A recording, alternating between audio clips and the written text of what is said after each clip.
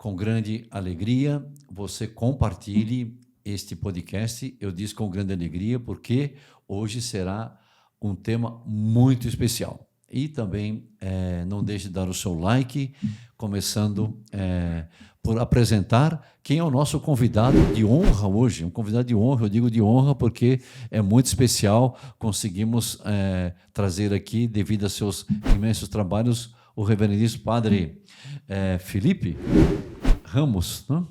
Padre Felipe Ramos, estamos aqui no Salve Maria, seu podcast católico. Seja bem-vindo. Muito obrigado, um prazer estar com os senhores aqui hoje. E o Padre Felipe é formado em teologia, também ele é doutor pela Universidade São Tomás de Aquino, Angélico de Roma, em filosofia, né, como dizia, e também é o editor da revista Lumen Veritatis, também professor, né, no Instituto Filosófico Aristotélico Tomista, né, que os arautos têm, e professor e tradutor também, se eu não me engano. Sim, também faço traduções para a revista. Então, seja muito bem-vindo. E o senhor que nós aproveitamos o padre porque estamos no mês de julho, e justamente nesse mês de julho comemoramos 700 anos, 7 séculos da canonização do grande São Tomás de Aquino. São Tomás de Aquino, o príncipe dos teólogos. Ele vai nos explicar depois porque ele é também chamado, se o senhor puder explicar depois, porque é chamado o doutor Angélico, para que todos que participam do nosso podcast possam conhecer com mais profundidade. E qual é o tema que nós vamos, a grande referência que São Tomás é? Um tema muito polêmico. O tema hoje é um tema que foi muito polêmico, sobretudo na Idade Média, mas até hoje, inclusive, né, padre? Sim, é um tema muito polêmico. A fé e a razão são conciliáveis ou irreconciliáveis? Podem andar de mãos dadas ou não? Uma vai para uma direção, outra para a direção. Esse é o nosso tema hoje. Fé e razão são irreconciliáveis? Porque São Tomás foi uma referência nisso. Sem dúvida. Mas, padre, gostaria de pedir ao senhor, antes de mais nada, se o senhor pudesse dizer um pouquinho, né, sobre esse grande homem, né? Acabei de dizer, príncipe São Tomás de Aquino, e o senhor se formou, graças a Deus, em teologia, né, no Angélico de Roma, que é a Universidade Filosofia, na realidade. Filosofia, perdão. Lá. Mas o senhor é formado em teologia também. Sim. Mas no Angélico de São Tomás de Aquino, né? Sim. Então, o senhor pode falar um pouquinho sobre este homem que vai ser tomado como base e fundamento para o assunto fé e razão são conciliáveis ou reconciliáveis. O senhor fale um pouquinho sobre ele, por que ele é tão grande assim? Sim, então, São Tomás... Acho que é interessante, né? Sim, conhecer um pouquinho antes do assunto. Claro. Né? Então, São Tomás ele foi canonizado em 18 de julho de 1323, 700 anos, como o senhor disse. Mas nem sempre ele gozou de tanta reputação assim, porque, de fato, logo depois da sua morte, houve litígios contra ele, inclusive pelo bispo de Paris, em 1277. Contra São Tomás? Contra São Tomás. Olha, então, depois não foi, que morreu, não se deve falar mal dos mortos, mas houve. Houve. Olha só, irmão. Houve e inclusive, para terem uma noção, um autor catalão chamado Arnaldo de Villanova, ele escreveu um tratado chamado De Gladio Jugulans contra Tomatistas, ou seja, do gládio que degola os tomistas. Entende? Nossa! Então São Tomás alcançou um sucesso, mas não foi tão fácil assim, entende? Não foi tô dando os prolegômenos aqui. Porque nada de grande se faz de repente, então, não é isso? E aí, pouco a pouco, foi crescendo a sua fama, o seu reconhecimento. Inclusive, ele foi perseguido na própria ordem também. Alguns, Roberto de Quiralby na Inglaterra também. Então, não foi assim tão fácil. Isso na ordem dos dominicanos em vida? Depois da morte. Depois da morte. Sim. E... Em vida ele não teve problema, então, em vida, aí que está. Em vida ele teve uma grande fama na Universidade de Paris. Ele, juntamente com São Boaventura, foram os únicos que obtiveram por 2 vezes a cátedra de teologia na Sorbonne. E é algo raríssimo, né? E ele conquistou essa cátedra antes dos 35 anos de idade, porque, segundo as normas, se poderia conseguir somente aos 35 anos. Ele conseguiu por volta dos 32, se eu não me engano. Também outra raridade. Isso mostra um reconhecimento.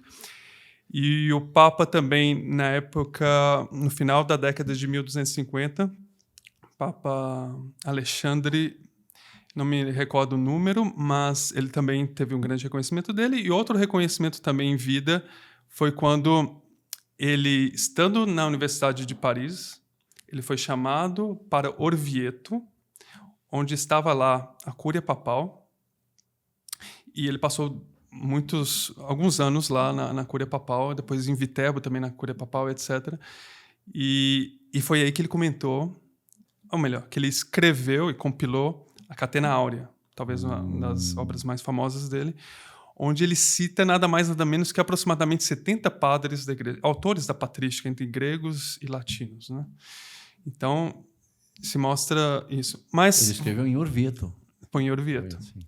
E em Orvieto também que aconteceu aquele fato famoso de que ele escreveu o ofício de Corpus Christi, em que os outros, vendo tal qualidade poética, artística e, sobretudo, sobrenatural daquele ofício que ele escreveu, rasgaram diante do Papa. Não, depois que ele fez isso aqui, não podemos dizer mais nada. Mas voltando um pouco aqui a respeito da vida dele, podemos dizer, pode se perguntar, bom, São Tomás, ele foi assim por quê? Porque ele era santo, porque era muito inteligente, porque era de uma família muito boa? Como é que ele alcança tanta fama, né? Você pode perguntar. De fato, pela própria família, podemos ver que ele teve um grande privilégio. Uma família, por parte de pai, era da família Hohenstaufen, uma família nobre. Parte de mãe era da família Rossi, napolitana. E ele era o caçula de 9 filhos. Caçula de 9 filhos. E ele, sendo o caçula, aqui tem um dado muito interessante, porque sendo o caçula, ele foi oferecido como oblato do mosteiro beneditino de Monte Cassino para ser abade. A família queria que ele alcançasse sucesso nos beneditinos. Padre, diga uma palavra para todos que nos acompanham, propriamente o que é um oblato. Eu vou explicar. Oblato vem de oblação, de oferecimento, né? E por que a família ofereceu o caçula? Você sabe por quê? Não sei. É interessante, porque se oferecia o caçula, o oblato, como oblato, porque supostamente seria o que viveria mais tempo, pela ordem natural das coisas, obviamente. E ele, vivendo mais tempo, rezaria pelos irmãos e pelos pais já falecidos, como sacerdote, obviamente. Era uma preocupação com o futuro eterno. Veja uma preocupação, né? Outra perspectiva, né? Outra perspectiva. É um fundo de garantia mais especial, né? Não só o material que temos que pensar também, mas sobretudo, né? Ele foi oferecido como oblato. Sim. E aí, já como oblato no Mosteiro dos Beneditinos, já tinha um grande anseio metafísico de contemplação das realidades superiores. E ele perguntava para os beneditinos quem é Deus, com 5 anos de idade, né? Então, 5 anos. 5 anos. Sim. E depois, passado algum tempo, a família o enviou para a Universidade de Nápoles, recém-fundada. Ela foi fundada pouco antes do nascimento de São Tomás, em 1224. E nessa Universidade de Nápoles, ele foi enviado aí, tinha mais ou menos 14, 15 anos. O ensino universitário começava com uma idade menor do que a de hoje em dia, né? Com 14 anos já se entrava na universidade, praticamente. 14 anos entrava, impressionante, hein? Aí você começava a fazer os estudos do chamado Trivium, né? Trivium, Quadrivium, as artes liberais e tal. E só lá pelos 25 e tal começava a teologia, né? Então eram muitos anos de preparação para chegar até a teologia. Aí, bom, depois podemos falar um pouco sobre as universidades, mas aí, por uma questão uma confluência de ocasiões, em Nápoles, ele estudou Aristóteles aí em Nápoles. Porque Aristóteles tinha sido proibido em Paris. Mas em Nápoles não. Então, aí que ele teve o primeiro contato com Aristóteles. Mas por que ele tinha sido proibido? Porque... Então, por causa de várias doutrinas, né? Várias doutrinas, entre elas que foram muito debatidas. Por exemplo, Aristóteles acreditava na eternidade do mundo. E crendo na eternidade do mundo, se tiraria per se a criação de Deus. Mas aí também é um outro problema que também São Tomás ele distinguiu também Sim. sobre essa questão da eternidade do mundo. Que seria, não sei se... Desvia um pouco, né? Desviaria um pouco, mas seria um dos temas, seria a eternidade do mundo, e depois... E outras questões que ele defendia. Então, Aristóteles foi proibido em Paris, mas em Nápoles não. Nápolis não, porque E não ele era uma funcionou em universidade... não era uma universidade propriamente protegida pela igreja. A Universidade de Nápoles foi criada pelo rei Frederico II. Então ele foi... E ali não teve essa proibição. E aí, estando em Nápoles, ele conheceu os dominicanos. Conheceu em Nápoles. Porque eles tinham um convento lá. E conhecendo os dominicanos, aí ele sente o anseio de seguir essa vida religiosa. Só que a família, vendo que se desviaria daquele objetivo que eles tinham, de ser abade beneditino, porque os beneditinos tinham muito prestígio naquele tempo, ao passo que os dominicanos eram uma ordem recém-fundada de mendicantes. Mendicantes, Mendicantes é mendigo, né? Então vem de mendigo, vem de pobreza. Então, como é que é isso, né? E ele queria, porque queria. E o que acontece? Ele estando lá em Nápoles, a família, por parte de pai, eles eram militares também, e alguns irmãos de São Tomás eram militares. Enviam para lá uma tropa junto com os irmãos de São Tomás e trazem de volta para casa. Da Universidade de Nápoles. Não, junto dos dominicanos, para permitir. Já estavam os dominicanos, perdão. Mas era forçado. Forçado. Dizem que puxaram pelo hábito, literalmente. E esse é um dos temas que mais caros a São Tomás, é a questão da vida religiosa, da vocação, que é muito interessante. Porque o senhor estava tratando, eu interrompi, mas é interessante o nexo lógico. Não se conseguiu fácil antes dele mesmo, antes da morte, e olha só, para ele chegar até onde chegou. E depois tem as dificuldades post-mortem, que o senhor estava dizendo. Mas é muito interessante conhecer, acho que concordam, né? Todo esse contexto, como fica claro, nós entendemos o tema que virá depois. Não? Sim. E, bem, aí... Foi levado a família da questão de dos religiosos, né? Que seria o seguinte, que Santo Tomás, ele diz o seguinte, que nenhum poder terreno, nem os pais, nem sequer o Papa pode mudar a vocação de uma pessoa. Que a vocação é dada por Deus, né? A vocação, São Tomás afirma. Porque é algo natural. Então, ele sentindo essa vocação e ele percebendo essa vocação, e foi confirmada também, de alguma forma, pelos dominicanos que ele tinha vocação, a família não tinha direito. E aí São Tomás ele recorda aquele dito dos Atos Apóstolos, né? Mais vale obedecer a Deus do que aos homens. Então ele obedeceu a Deus antes dos homens. Mas ele foi, ficou lá aprisionado no castelo. Muito tempo? Por 1 ano, aproximadamente. 1 ano? E aí que está, né? E aí ele se pregou de vitimismo, começou a chorar, e agora lamentando-se. Não, ele começou a estudar. Ele estudou as sentenças de Pedro Lombardo, estudou a Sagrada Escritura. Disse que ele decorou a escritura da capa al fine. Foi nessa ocasião? Foi nessa ocasião. Aproveitar bem o tempo, né, padre? Aproveitar o tempo, claro. Ele parece que tinha uma memória também prodigiosa, dada por Deus, né? Diziam que ele lia uma vez e não se olvidava mais, não se esquecia mais. E a compreensão também era... A compreensão... E aí que está, justamente, por ocasião da canonização, quem bateu muito o martelo foi o próprio Papa, na época da canonização, João 22. E ele diz, esse conhecimento de São Tomás, essa inteligência, é impossível, e aí eu chego no tema, né? É impossível que não seja por meio de um milagre. Olha só. O Papa disse isso. Disse isso. E aí diziam, né? Ele escreveu... E ao mesmo tempo, né? Ele escreveu tantos artigos quantos milagres ele fez, né?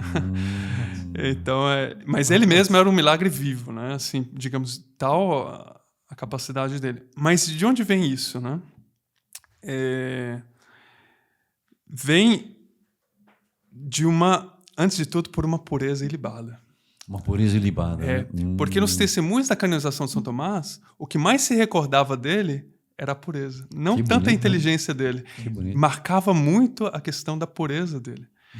Aí, o qualificavam dos mais diversos adjetivos. Tinha uma pureza ilibadíssima, era um homem de uma pureza reconhecida por todos, etc. Tal. Era assim, mais frequente era isso. Entende? Além da inteligência, muito mais que a inteligência, né? Sim. Quer dizer, também, mas que eu digo, o que era mais citado entre os testemunhos era a pureza. E aí a pureza vem justamente desse fato de ele estar preso nessa torre. Por quê? O que aconteceu? É um fato muito conhecido, muito famoso, que a família, para o tentar,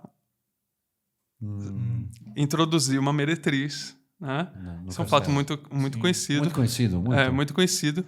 E ele tomou um tição lá, foi até a lareira e afastou a intrusa do castelo.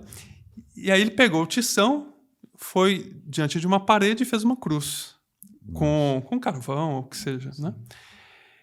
E aí, depois disso, ele agradeceu a Deus de joelhos o dom da pureza. E aí, nesse exato momento, aparecem 2 anjos e o cingem com um símbolo. E aí que foi chamado o símbolo da castidade de São Tomás, né? E ele sentiu assim a voz interior que ele seria protegido para sempre, a vida toda da pureza. O que também criava, desculpe interrompendo, condições para ele também, nas suas reflexões, né? Sim, no sem seu dúvida. estudo, no seu discurso científico e de fé, tem mais liberdade. Sem assim, dúvida. Certamente o pecado de luxúria não é o pior dos pecados, mas certamente é o pecado que causa mais desastre na alma. Porque é um pecado que causa um embotamento da inteligência. Tal qual. Tanto são os pecados da concupiscência, seja o pecado da gula, seja qual tipo de gula que for. Até mesmo a curiosidade é um tipo de gula também, né? E a própria concupiscência da carne também. Porque atrapalham a inteligência, né? Não é o pior, mas talvez o que causa mais atrapalhações para a inteligência. Então, quando ele recebeu aí por 2 anjos, e aí podemos talvez falar um pouco, por exemplo, aqui, muitas pessoas perguntam por que ele é chamado Doutor Angélico. Isso, você tem no início, sim. Então... Qual a razão? Justamente por causa desse fato. Por causa desse fato dos anjos. Porque muitos dizem, não, doutor Angélico porque ele tinha uma inteligência angélica. Porque ele falou muito dos anjos. Sim, ele falou muito dos anjos. E fazia parte da Suma Teológica, de toda a ordem da Suma Teológica, tratar dos anjos no dado momento, a criação, etc. Tem os anjos ali numa parte, depois vem os homens e tudo mais. Mas não foi esse o principal motivo, porque ele foi angélico por causa dessa virtude angélica. E diz o Papa Pio XI, na encíclica Studiorum Ducem, que foi escrita em comemoração dos 600 anos da canonização, em 1923, ele escreveu assim: ele não teria sido doutor se antes não tivesse sido angélico. Olha que bonito, hein? Que bonito. Ficar angélico por causa da pureza. E isso foi com quantos anos? Mais ou menos? Aproximadamente 18, 19 anos. Puxa, que interessante. Quando ele recebeu os anjos, 18 anos mais ou menos. Sim, puxa. 18 anos. Bom, aí depois... É um fato já conhecido, mas como é interessante, nós vemos esses detalhes, né? Como o padre formou-se na Universidade de São Tomás de Aquino, claro que lá todos esses detalhes, o conhecer toda a vida dele é muito importante, juntamente com os estudos que vêm depois. Mas são pormenores que, nos pormenores encontramos a verdade, hein? Por exemplo, uma coisa que ele tinha também, ele parece que era muito devoto de Nossa Senhora também, né? Sim, certamente, muito devoto de Nossa Senhora. Lembra que ele uma coisa que ele comenta isso, é que tudo que ele pediu a Jesus através de Maria, ele obteve. Ele afirma isso, tudo. Todos os pedidos a ele, que eu fiz através dela, ele obteve. Enfim, sim, mas, enfim, esses pormenores são muito ricos. É interessante que em 6 de dezembro de 1273, poucos meses antes da morte, ele morreu em 1274. Não se sabe exatamente a data de nascimento de São Tomás, mas se sabe a data de morte. Né? 7 de março de 1274. Eu sei que março, talvez o 7 esteja equivocado, mas é 7 de março de 1274. Então, portanto, alguns meses antes da morte dele, em dezembro de 1273, ele recebe uma revelação de Nosso Senhor, e que Nosso Senhor diz para ele: Bene scripsisti de me Toma. escrevesse bem de mim, São Tomás, né? Tomás. E aí depois, digamos assim, a iconografia, né? Colocou assim na boca de São Tomás a resposta que seria assim, né? Eu não teria escrito bem de ti se não tivesse escrito bem de tua mãe. Né? Nossa, que bonito isso. Olha que detalhe bonito. Né? Exatamente. Agora, propriamente, ele... toda a relação dele com a escolástica. O senhor poderia dizer um pouquinho a sequência está bem assim? Ou o senhor quer concluir a questão após a morte? Por que ele sofreu após a morte? Vale a pena falar e depois entrar na escolástica, que ele é ou talvez falar um pouco logo depois da vida, esse intermédio, né? Nós tratamos da morte aqui. Sim. Então, Escolástica também que é escolástico, eu acho que talvez bem, escolástica. Nós estamos no século XIII aqui, né? Já tinha terminado a patrística, né? Da Idade Média. Sim. Então, a escolástica... não existe assim propriamente, digamos, uma fundação. Fundou-se uma escolástica, assim, né? Não teve um momento exato, mas alguns autores que, digamos assim, podemos dizer que foram os precursores desse período do século XIII que predominou a escolástica. Entre eles, Santo Anselmo de Cantuária ou Santo Anselmo de Aosta, dependendo do... Os italianos chamam eles Santo Anselmo de Aosta, da Inglaterra, de Cantuária, de Canterbury. Nasceu na Inglaterra. Não, nasceu em Aosta. É mais ou menos como acontece com Santo Antônio. Sim. É um assunto polêmico também. Então, Santo Anselmo, ele escreveu, por exemplo, um livro chamado Cur Homo Deus, Por que Deus se fez homem? E nesse livro ele debate justamente com esse método escolástico, né, de objeções, de sic et non, né, sim e não, aqui tá. Depois outros autores como Pedro Belardo, etc.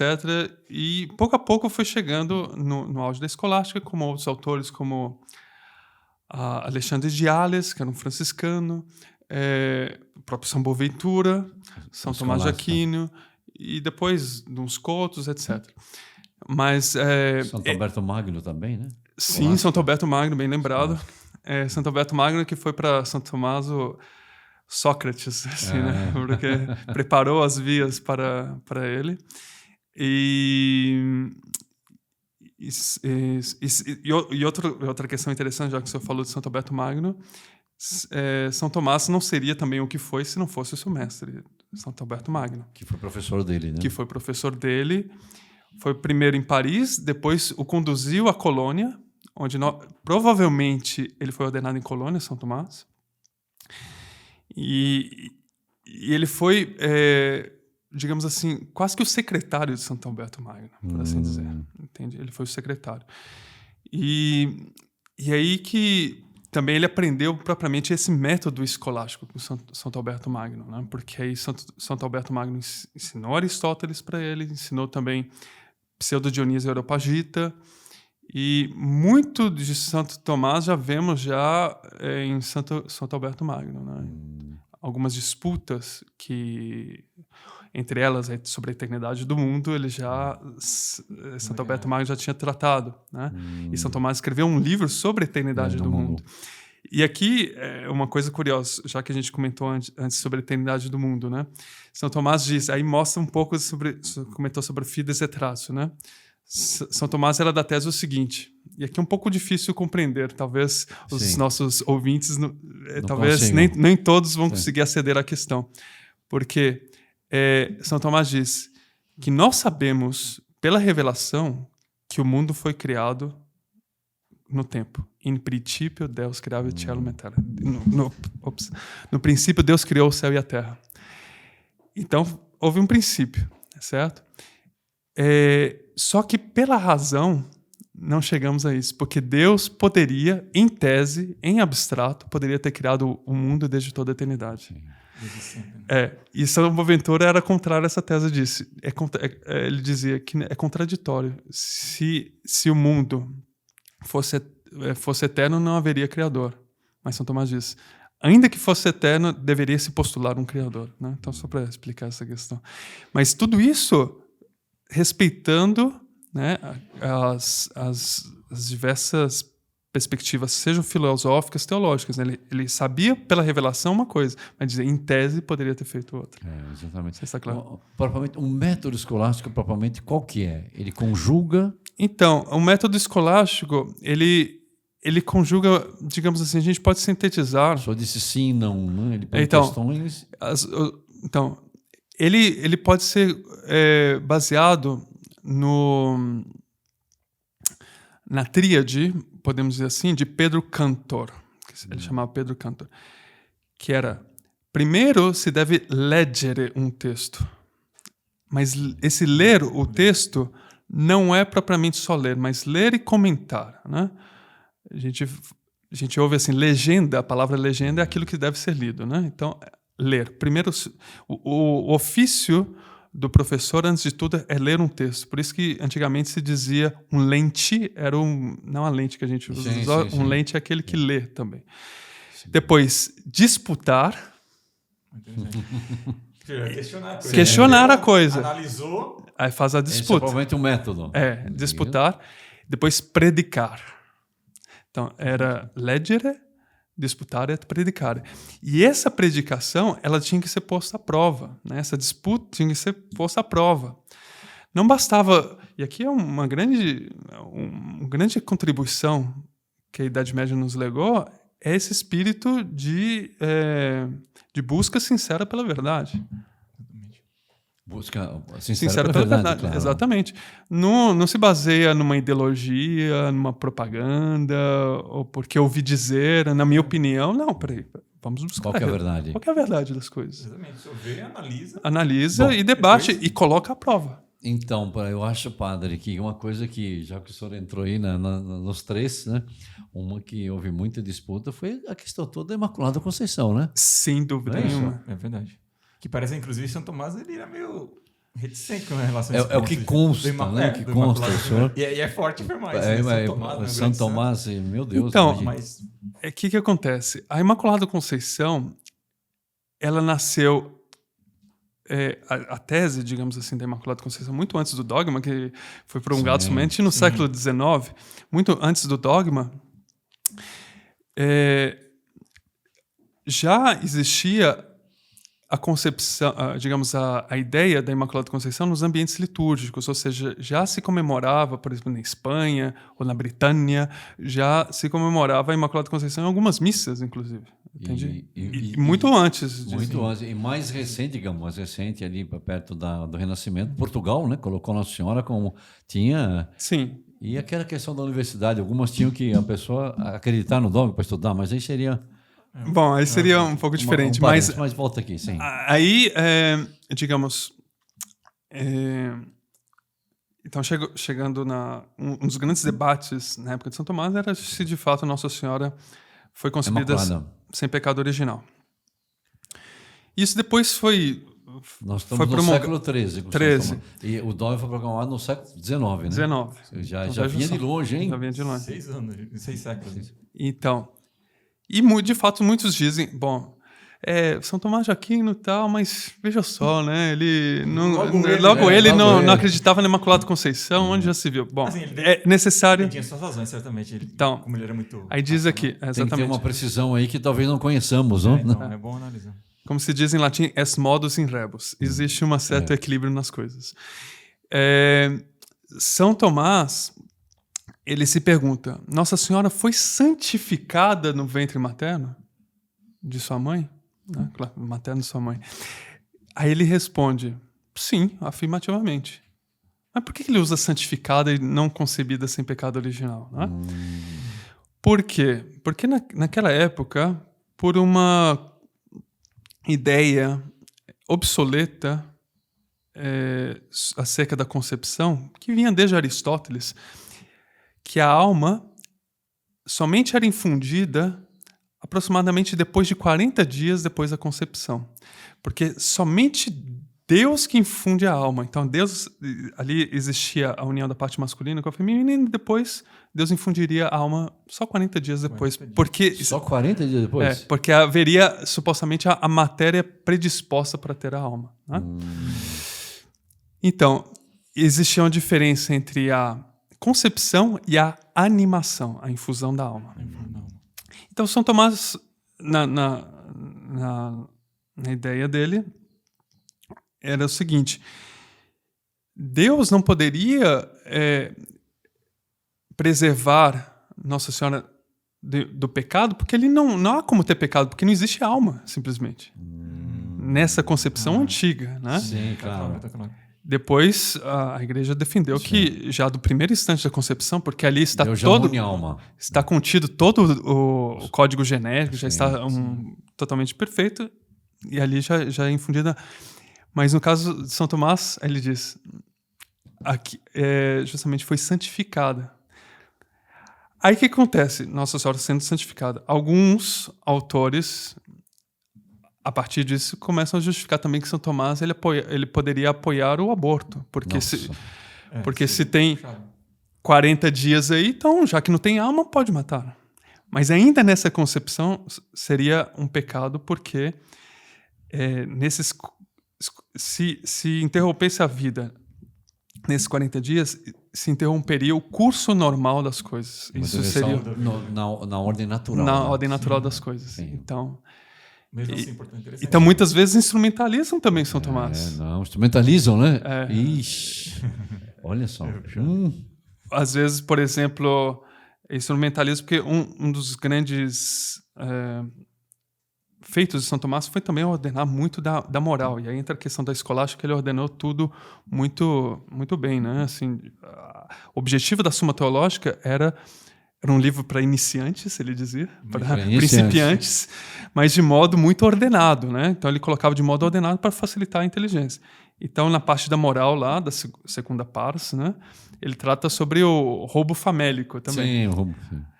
Padre, nós chegamos ao final da nossa primeira parte, paramos aqui. Essa parte do roubo aqui é interessante. Isso é muito interessante. E vamos então ao nosso intervalo e voltamos daqui a pouquinho tendo a alegria de termos aqui o Padre Felipe conosco. Até daqui a instantes. Salve Maria.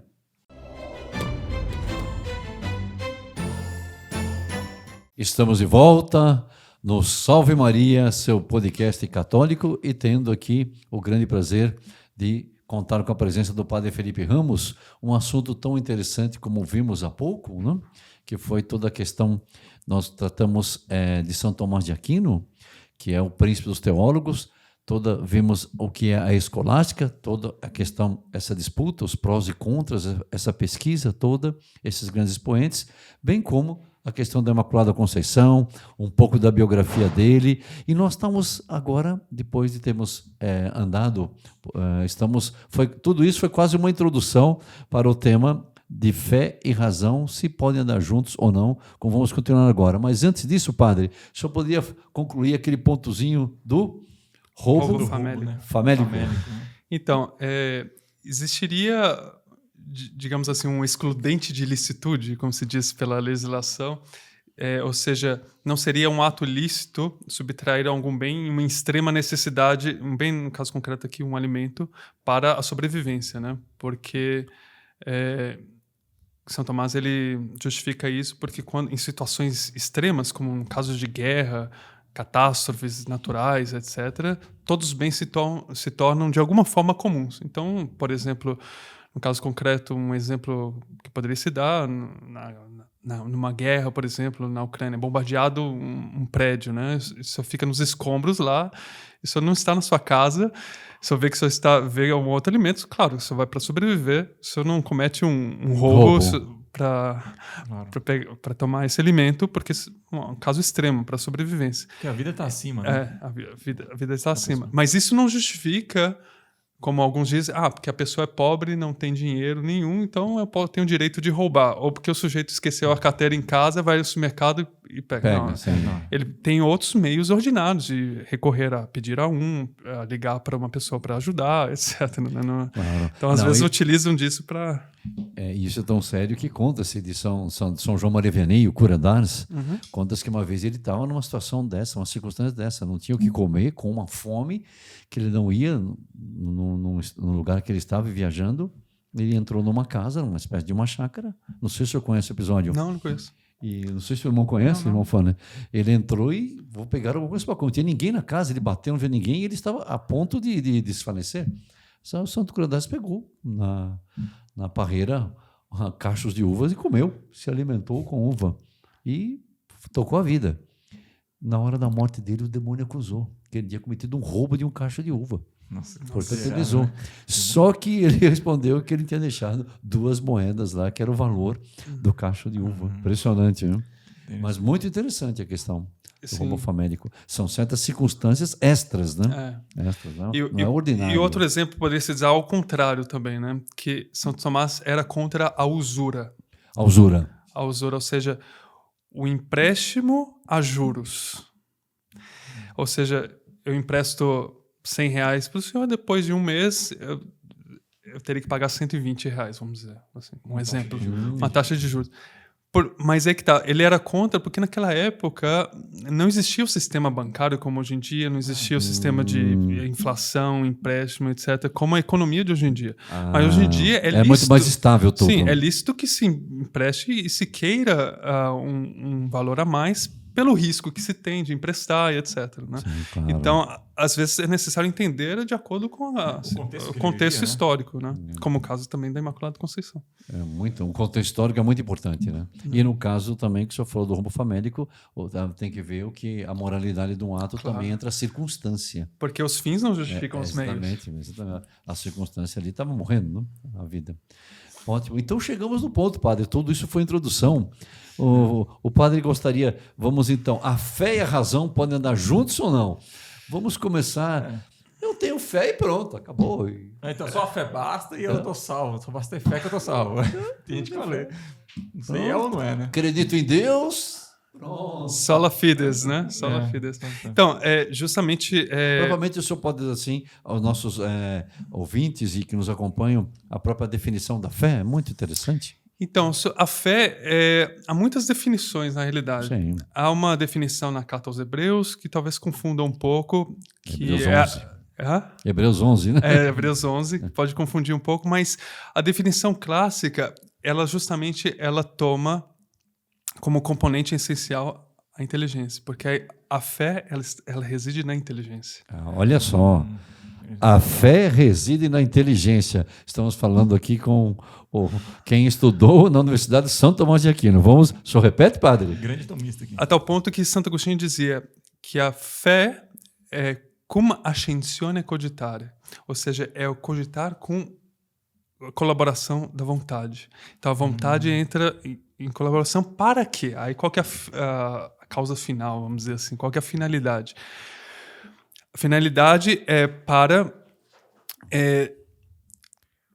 crer nas realidades, nas verdades reveladas com o auxílio da graça. Olha só. Portanto, é um dom. É um dom, justamente. E uma virtude também. Sim. Com o auxílio da graça.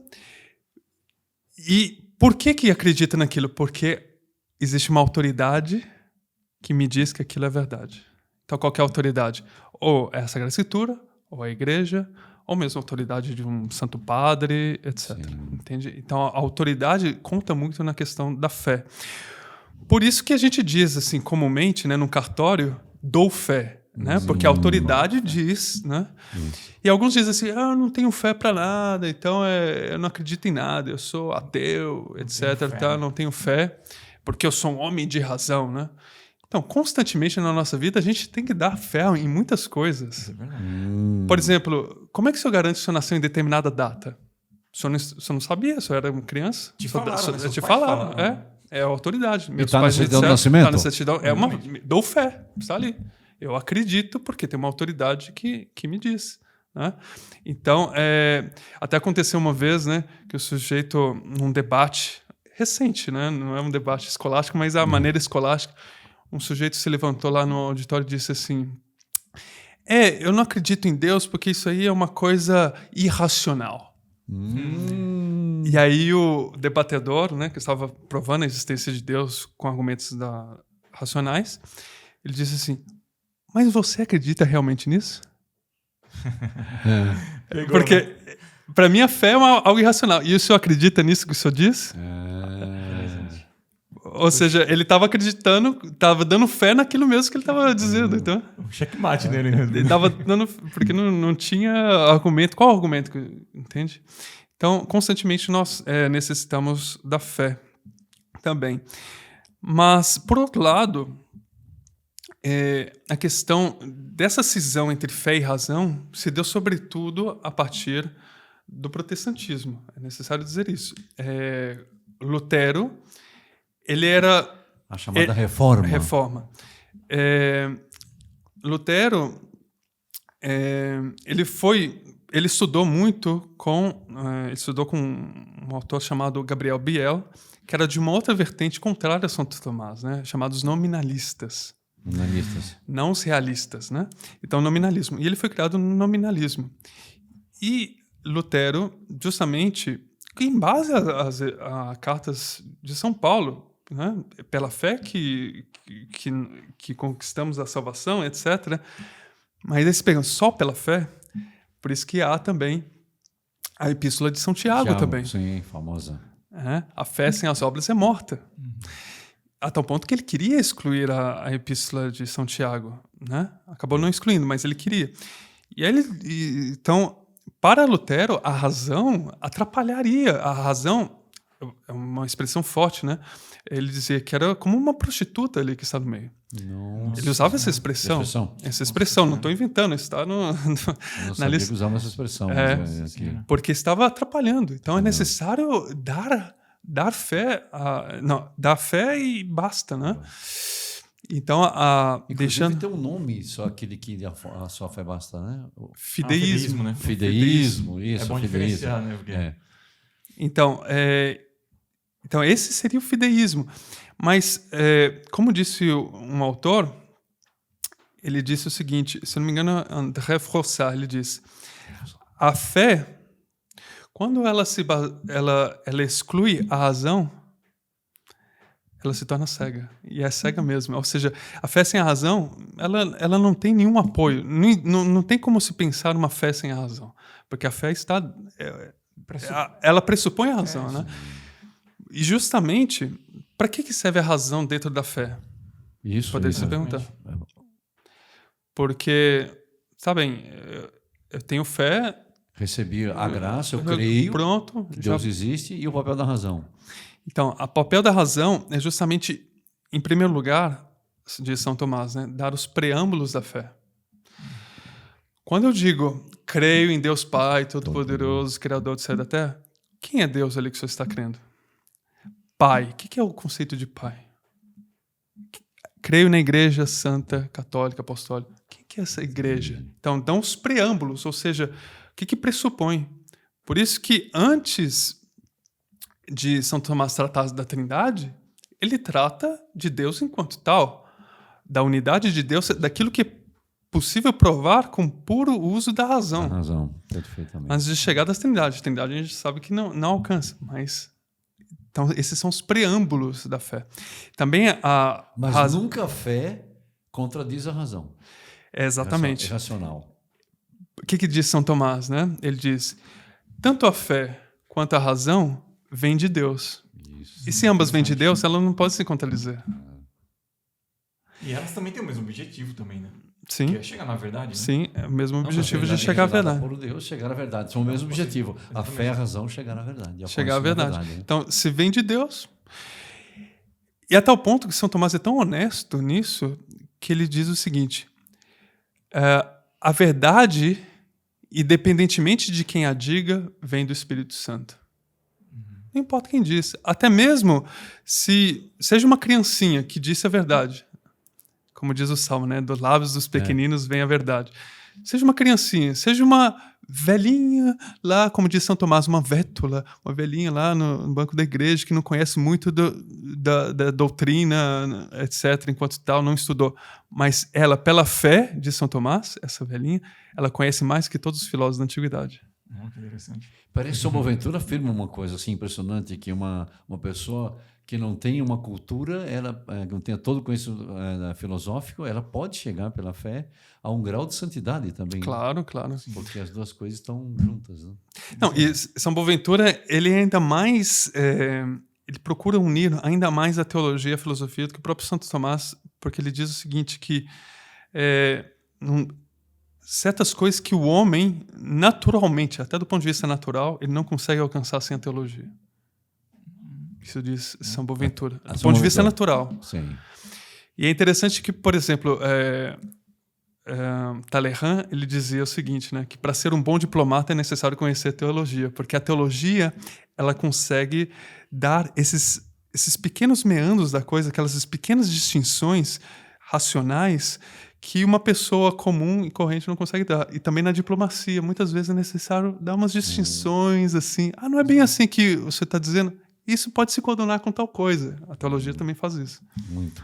Os pequenos matizes. Né? Matizes. E é isso que a escolástica... E aí se encontra a verdade, né? No matiz, se encontra E infelizmente, mais tarde, a escolástica caiu numa decadência porque elas entraram em muitos matizes pequenos e insignificantes e coisas que não... Que eles seriam quase acessórios. Né? Não acessórios, etc. Infelizmente, o nominalismo foi isso, né? Isso foi em que? Mais ou menos que século? Já no século seguinte a Santo Tomás, né? Com Guilherme de Ockham. Que coisa impressionante. Agora, uma coisa que queríamos ver com o senhor é o seguinte, estava vendo aqui também, padre, está muito interessante, propriamente a definição de razão. Gostaria dos nossos que nos acompanham no podcast? Sim. Já vimos fé, né?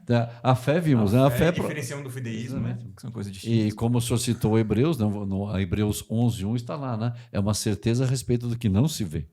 Mas tem os preâmbulos dessa certeza, né? Mas a razão, provavelmente, com... Então, a razão, enquanto tal, é uma faculdade da alma.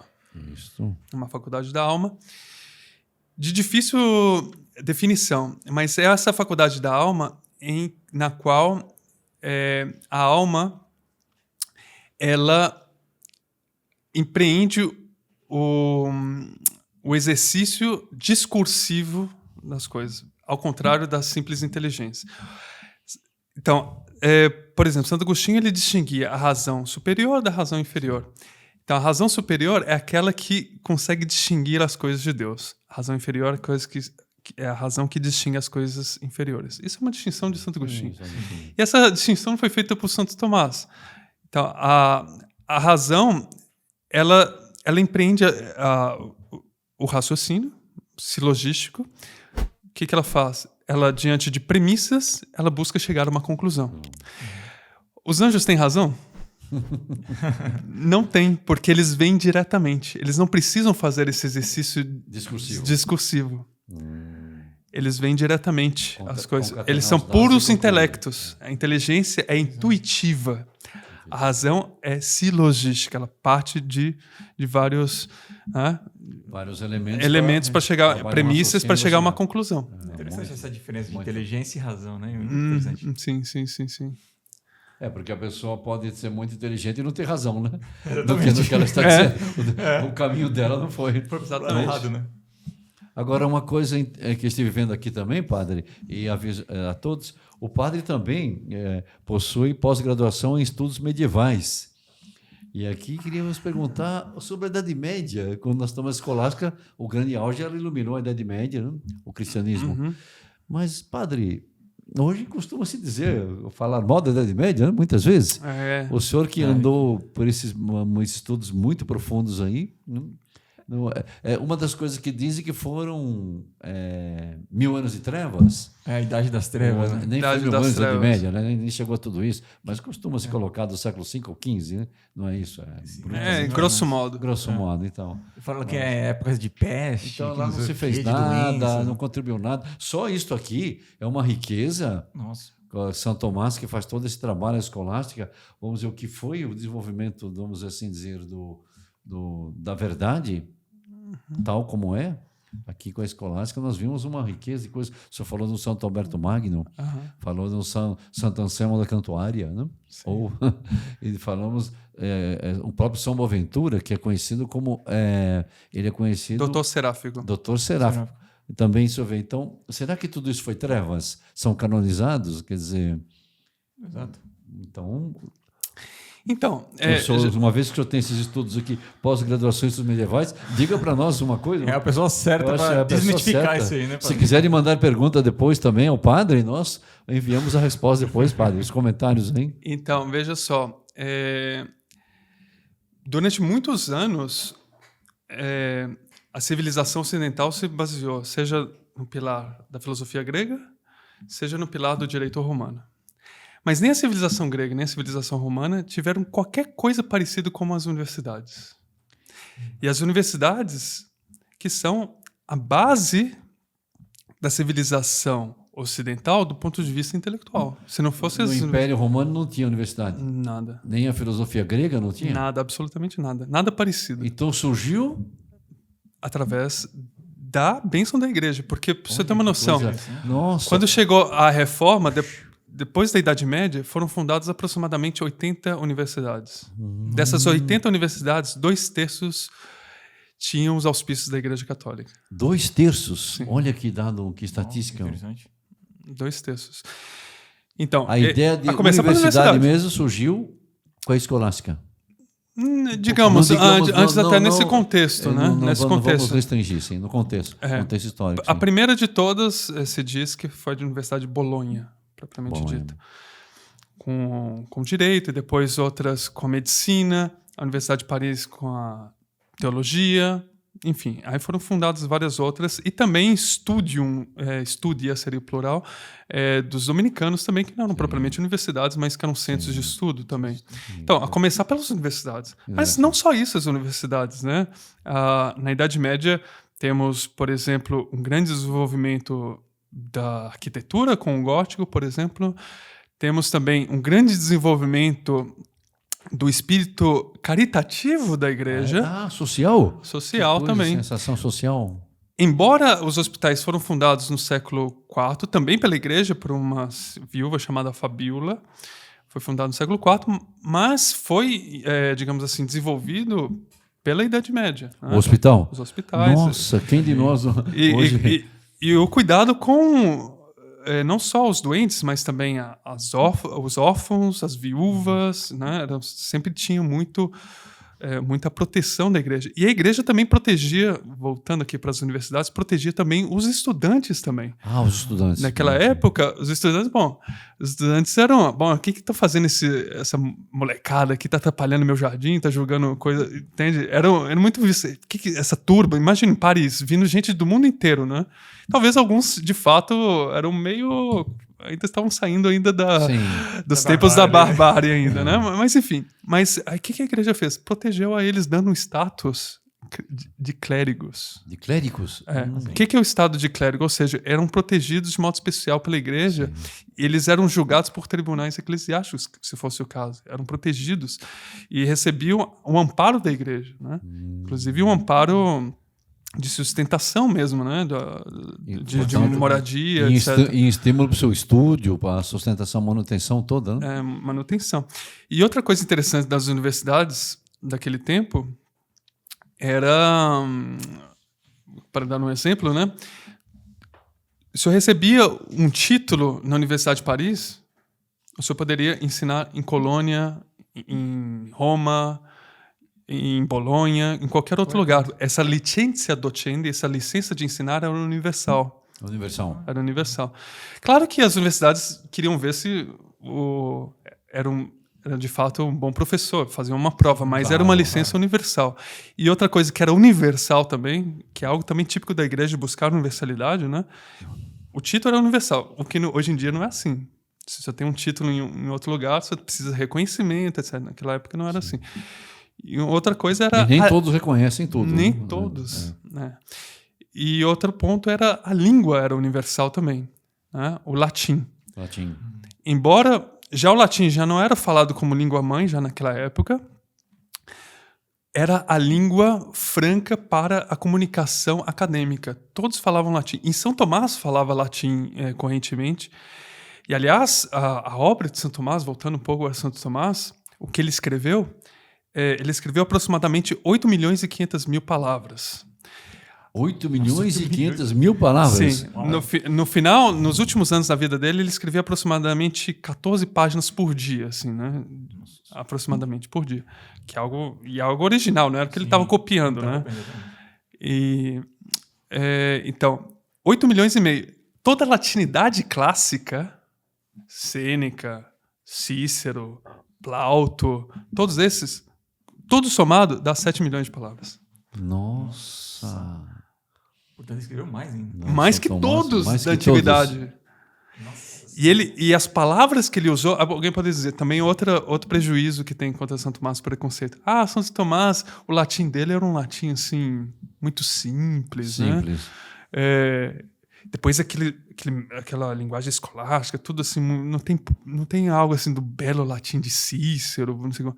Sim, mas o número de palavras, a riqueza de vocabulário que ele utilizava, dá aproximadamente 80% de todas as palavras utilizadas no latim clássico. 80% de todas as palavras possíveis ele utilizou, os lemas. Muito interessante aqui. Ou seja, tinha uma riqueza de vocabulário extraordinária. Muito grande, sim. Extraordinário. Mas aí que tá, ele escrevia de modo escolástico porque era algo para provar, algo sério, não precisava fazer floreios. Mas ele sabia fazer floreios, poesia, por exemplo, como Sacris Solemnis, como a Pan de Língua, a Dorothée de Volta, todas essas canções. Ofício, todo ofício do Corpus Christi. Corpus Christi. Ele, os outros até rasgaram, né? Porque era muito bonito. Digamos, ele sabia, né? Então, para ver como que um homem desse calibre, nascendo na Idade Média, não pode dizer que era uma idade das trevas, né? Exatamente. Olha, muito... Eu queria perguntar para o senhor sobre o lado intelectual, assim, literário, muito impressionante. Agora, as universidades, hospitais, ações caritativas. E poderiam dizer, hoje em dia nós estamos num mundo assim... O mundo está passando por muitas transformações hoje, sobretudo, chega a falar até da inteligência artificial, né? Mas, por exemplo, na linha tecnológica, na Idade Média, houve algum salto assim, do que havia antes e que produziu? Claro que hoje o desenvolvimento, mas aquela que foi para o mundo uma contribuição? Veja, há muitas contribuições nessa época, sem dúvida. Seja do ponto de vista científico, médico também. Médico. Muito interessante. Bom, também o método científico nasceu propriamente na Idade Média, ao contrário do que diz, porque nasceu no Iluminismo, né? E aí a gente vê a questão, né, que do Iluminismo nasceu o quê? A Revolução Francesa. E a Revolução Francesa, ela, em poucos meses do terror, matou mais gente do que todo o período da Inquisição, que percorreu não sei quantos séculos. Terror matou mais... E eles colocaram o quê? A deusa razão lá na Catedral de Notre Dame, né? A deusa razão. Então, nós somos espíritos superiores, né? E cultuam a deusa razão. E a fé ficou de lado a deusa razão e obrigavam em toda a República Francesa a cultuar a deusa razão. É como disse Chesterton, né? Ele dizia o seguinte: quando a pessoa deixa de acreditar em Deus, passa a acreditar em qualquer coisa. Então ele acreditava na deusa razão. A deusa razão agora vai ser colocada no lugar. Então veja só. A revolução que tinha como base matou mais gente, né? Por terror do que aquele tempo daquele século XX, que teve muitos desenvolvimentos, sim, né? A começar por anestesia, por exemplo, a viagem espacial, etc. Ótimo, submarinos, extraordinário. Mas foi o século em que mais se matou pessoas por ódio à fé, que mais se matou pessoas em guerras. Entende? Então, há diversos pontos de vista. Naturalmente que na Idade Média tinha suas falhas. Claro, né? Não é uma época perfeita, uma espécie de paraíso, né, idílico. Assim, não, claro que tinha suas falhas, mas certamente não é isso que pintam, né? Não é isso que deve ser pintado, né, a respeito da Idade Média. E, bom, já falamos da questão das catedrais, né, que sem dúvida foi... Mas o método científico nasceu propriamente na Idade Média, então é algo que é um legado assim, indispensável. Poxa, muito impressionante. Olha, estou vendo que costuma-se dizer que tem muito pano para manga. Esse tema de Santo Tomás teria isso que o senhor já anunciou logo no início, né? Do tempo. Seria muito interessante uma outra ocasião. Sobre a eternidade do mundo? Seria muito interessante. Eu acho que vamos convidar o Padre Felipe para voltar mais vezes aqui. Sim. Concorda? Maravilha. Eu acho que todos concordam também, né? E muito impressionante. Sobre Santo Tomás ainda, uma última questão, que o tempo do nosso podcast está correndo, padre, mas estamos super agradados. Por que eles falavam que ele era um boi mudo? Boi mudo. Ele tinha forma de boi? Acho que não. O Santo Tomás Santo Tomás, ele tinha um temperamento muito peculiar. Ele era certamente um flegmático.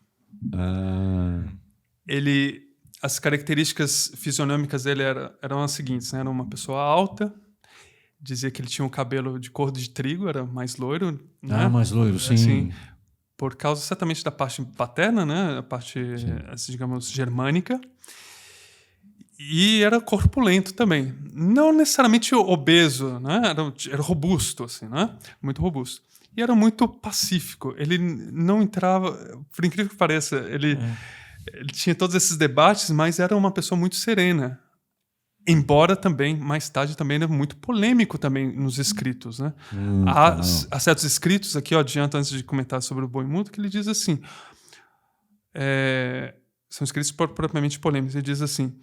Em vez, escrevendo para certos interlocutores, né, que poderiam ser seculares ou os averroístas, etc., dizia assim, em vez de ficarem tagarelando nas esquinas, falando para as crianças, para os meninos, que não sabem como rebater, venha falar comigo que eu saberei rebater bem as suas objeções. Nossa, que bonito. Ele fala... assim. Então, ele tinha esse lado polêmico, assim. Ao mesmo tempo flegmático. Flegmático. Sabia dosar bem as coisas.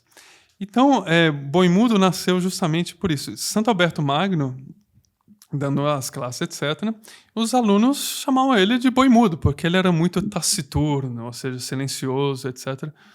Porque justamente ele tinha essa concepção, que é a seguinte, que depois virou o lema dos dominicanos, né? Contemplare, contemplata ali stradere, né? Contemplar e depois transmitir aquilo que contemplou. Então, primeiro, fique em silêncio, né? Tem gente que quer dar opinião antes de aprender. Né? Pensa um pouco, leia o livro, né? Tem gente que critica o livro antes de ler o livro. Né? Ninguém não dá o que não tem, né?